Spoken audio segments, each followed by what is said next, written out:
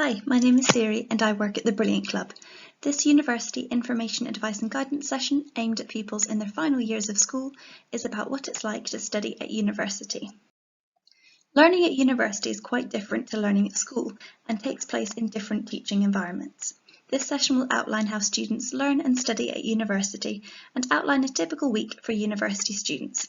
We'll take a look at some example timetables for arts, humanities and a STEM student. Learning at university differs from learning at school in terms of the methods of assessment, the learning environments and facilities, and the amount of choice and independence students have. At school, learning takes place in lessons of up to 30 students, with class sizes typically getting smaller as you get older. At university, tutorials and seminars may have between 2 to 15 students, whereas lectures may have a couple hundred students. Depending on the course you're studying, your learning may also take place in labs, in fieldwork, or in practical training sessions.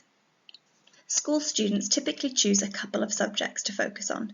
University students may choose one subject, or possibly two if they're studying a joint or combined honours degree, but may get to choose between different modules. For example, a history student could choose a module in Viking history and a module in historical research methods.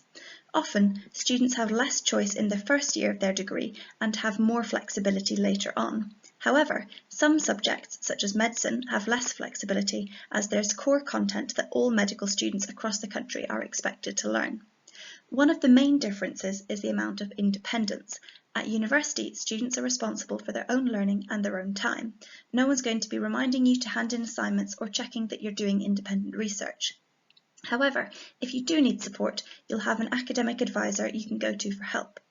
Both university and school students are typically assessed through exams and coursework, but depending on your degree, you may also have group work, presentations, or graded practical work. Seminars and tutorials are small group learning environments. These tend to be discussion-based. As there are fewer students, tutorials are a good opportunity to ask questions and explore subjects in greater detail. You'll likely need to do work or independent reading to prepare for the class discussions. Lectures are large group learning environments where a lecturer presents about a topic to a group of maybe over 100 pupils. As there's not so much scope for asking questions, it's important to take your notes so that you can ask your tutor at a later point or answer any questions you may have through independent research. Independent research makes up a lot of a university student's timetable. You may need to prepare for tutorials, do research for assignments, revise for exams, or work on coursework. You are responsible for your own independent learning, so it can be helpful to plan your time to make sure you're working throughout your degree and not leaving all of the work until the end of term when you have assignments due. You tend to be expected to do more independent research in the last year of your degree. This is when most students write a dissertation or a final project, which is a research assignment they spend their final year working on. Students get to choose a topic that interests them for their dissertation. Universities have lots of facilities and services available to support your learning.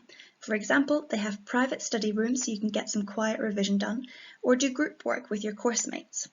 They also have computer rooms, printing facilities and laptops on loan to help you get your assignments done. Universities have huge libraries which have document archives, journal collections, all of the essential reading materials for the degrees they offer, and study spaces. Lots of the university's resources are also available online. Being a university student gives you access to online journal collections and libraries from different universities.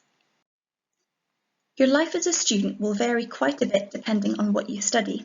Arts and humanities students typically have fewer contact hours, the number of lectures and tutorials you have in a week, than a STEM student would. As an example, this politics student has about one lecture a week for each of their 6 different modules and one tutorial for each module every fortnight. Because the politics student doesn't have that many contact hours in a week, they're expected to spend a lot more of their time working independently. You can see that they're reading books and journal articles to prepare for tutorials, doing research for their assignments, going to the library and writing essays. Even with a lot of time spent doing independent research, there's still a lot of time left over to socialise with friends, take part in different sports and societies, do some volunteering, and to do a part-time job at the university. To compare this to a STEM subject, this is an example of an engineering student's timetable, which includes far more contact hours. This student has about 12 hours of lectures per week and labs to demonstrate experiments and teach practical skills like coding. They're still expected to spend some time working on coursework and taking part in group work projects with their course mates. As teaching finishes for the academic year, there will be fewer lectures, so they'll have more time to revise for exams. This engineering student still has lots of time to compete in a university sport, go to careers events, take part in societies and visit friends. Universities in the UK typically have no lectures on Wednesday afternoons so that students can get involved in sports and societies. If you want to have a go at some university-style learning, take a look at some of these taster lectures. Remember, you can talk about any supracurricular learning you've done in your personal statement. This can be a great way of showing your passion for your subject. Thanks for watching.